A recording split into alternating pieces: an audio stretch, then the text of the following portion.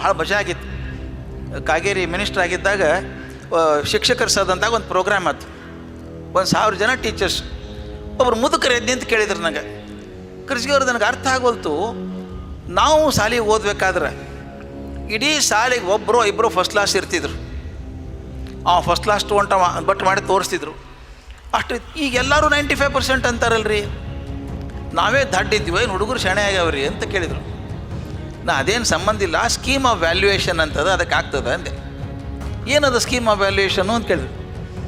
ಒಂದು hypothetical example ಕೊಡ್ತೀನಿ ನಿಮ್ಗೆ. ಒಂದು ಪರೀಕ್ಷೆದಾಗ ಪ್ರಶ್ನೆ ಇತ್ತು, ಆಕಳಿಗೆ ಎಷ್ಟು ಕಾಲು ಅಂತ. ಆಕಳಿಗೆ ಎಷ್ಟು ಕಾಲು 4 ಮಾರ್ಕ್ಸ್ ಇಟ್ಟಿದ್ರು. ಅದಕ್ಕೆ ಒಬ್ಬ ಹುಡುಗ 3 ಅಂತ ಬರ್ದ. ಅವ್ನು ತಪಾಸ್ ಮಾಡೋ ತಲೆ ಕೆಟ್ಟೋತ. ಅವ್ನು ಏನು ರೀ ಸರ್ ನಿಮ್ಗೆ ಆಕಳಿಗೆ ಎಷ್ಟು ಕಾಲು ಇರ್ತಾವೆ ಗೊತ್ತಿಲ್ಲ, 0 ಹಾಕಿಬಿಡ್ಲೇನ್ರಿ, 0 ಹಾಕ್ಲೇನ್ರಿ ಅಂತ ಕೇಳ್ದ. ಹಂಗೆ ಹಾಕ್ಲಿಕ್ಕೆ ಬರೋದಿಲ್ಲ ಅಂದ ನಾವು ಚೀಫ್. ಸ್ಕೀಮ್ ಆಫ್ ವ್ಯಾಲ್ಯೂಯೇಷನ್ ನೋಡಿರಿ, 4 ಕಾಲು 4 ಮಾರ್ಕ್ಸು, ಕಾಲಿಗೆ 1 ಮಾರ್ಕ್ಸ್. 3 ಅಂತ ಬರ್ದಾನಲ್ಲವ, 3 ಕೊಡ್ರಿ ನಾವು. ಅವ ಕಾಲೇ ಇಲ್ಲ ಅಂದ್ರೆ 0 ಹಾಕ್ಬೇಕು ನೀವು. ಅಂದರೆ for a stupid answer you get 75% marks. ಈ ವ್ಯಾಲ್ಯೂಯೇಷನ್ ಹಂಗೆ ನಡೆದದ್ದು ನಮ್ದು. ಅದಕ್ಕೆ ನನಗೆ 95, 98 it doesn't impress me so much. ಮತ್ತು ಇನ್ನೊಂದು ಭಾಳ ಮಜಾ ಇದೆ.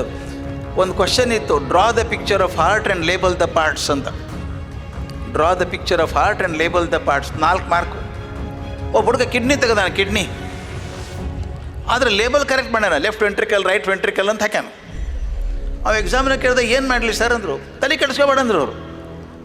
ಚಿತ್ರಕ್ಕೆ 2 ಮಾರ್ಕ್ಸ್ ಅವ, ಲೇಬಲಿಗೆ 2 ಮಾರ್ಕ್ಸ್ ಅವ.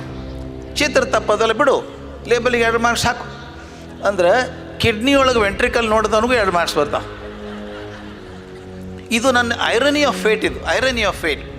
The marks cards look as though they are extremely brilliant. ಆದರೆ problem is we are all information oriented, not knowledge oriented. ನನಗೆ ಭಾಳ ಕಷ್ಟ ಅನಿಸ್ತದೆ. ನಮ್ಮ ಮಕ್ಕಳಿಗೆ ಅದಕ್ಕೆ ತಯಾರು ಮಾಡ್ಬೇಕು ನಾವು. ದಯವಿಟ್ಟು ನಾನು ಬೇಡ್ಕೊಳ್ಳೋದು, ಕಲಿಸೋ ರೀತಿಯೇ ಬದಲಿ ಆಗ್ಬೇಕು ನಿಮ್ಮದು.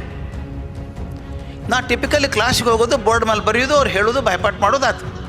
ಇದನ್ನು ಬಿಟ್ಟು ಮಕ್ಕಳಲ್ಲಿ ಸೃಜನಶೀಲವಾಗಿ ಕಲಿಸೋದು ಹೆಂಗೆ? ಒಂದು ಭಾಳ ದೊಡ್ಡದಾದ ರಿಸರ್ಚ್ ಆಗ್ತಿರೋದು ಎಲ್ಲ ಕಡೆ ಈಗ, ಡಿಫ್ರೆನ್ಷಿಯೇಟೆಡ್ ಇನ್ಸ್ಟ್ರಕ್ಷನ್ ಅಂತ. ಒಂದು ಕ್ಲಾಸ್ನಾಗ ಕೆಲವು ಹುಡುಗರು ಪಟ್ ಅಂತ ತಿಳ್ಕೊಂಡ್ಬಿಡ್ತಾವೆ ಒಂದೇ ಸಲ ಹೇಳಿದರೆ. ಇನ್ನು ಕೆಲವು 2 ಸಲ ಹೇಳಿರ್ತಾವೆ, ಇನ್ನು ಕೆಲವು 10 ಸಲ ಹೇಳಬೇಕಾಗ್ತದೆ. ಅವನ್ನೆಲ್ಲ ಹೆಂಗೆ ಕಲಿಸೋದ್ರಿ ಒಂದೇ ಕ್ಲಾಸ್ನಾಗ ಕೂತಾರೆ ಅವರು? ಅದಕ್ಕೊಂದು ಭಾಳ ಚಂದ ಥಿಯರಿ ಅದ, ವಾರ್ಕ್ ಅಂತ ತಿಳ್ಕೊಂಡು. ಕೆಲವು ಮಕ್ಕಳು ನೋಡಿ ಕಲಿತಾರೆ, ಕೆಲವು ಮಕ್ಕಳು ಕೇಳಿ ಕಲಿತಾರೆ, ಕೆಲವು ಮಕ್ಕಳು ಓದು ಬರೋದು ಕಲಿತಾರೆ, ಕೆಲವು ಮಕ್ಕಳು ಆಟ ಆಡಿ ಕಲಿತಾರೆ. ಅದು ಕಲಿಸೋ ರೀತಿಯೇ ಬೇರೆ ಅದು.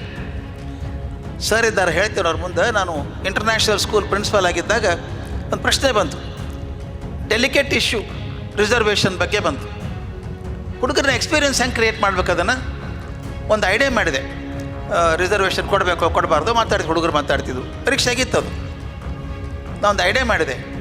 3 ಸಾಲಿನ ಹುಡುಗರು ಕೂತಿದ್ದು ಹಿಂಗೆ ಬೆಂಚ್, 25 ಹುಡುಗರ ಕ್ಲಾಸ್ದಾಗ. ಅಲ್ಲಿ ಸ್ಟೇಜ್ ಮೇಲೆ ಒಂದು ಕಸದ ಬುಟ್ಟಿ ಇಟ್ಟೆ. ಲೈಬ್ರರಿನ ಹೇಳಿ ಹಳೆ ನ್ಯೂಸ್ ಪೇಪರ್ ತರಿಸಿದೆ, ಮುದ್ದಿ ಮಾಡೋ ಚೆಂಡು ಥರ ಮಾಡಿದೆ, ಎಲ್ಲರಿಗೂ ಕೊಟ್ಟೆ. ಎಲ್ಲರಿಗೂ 5 ಚೆಂಡು ಕೊಟ್ಟೆ.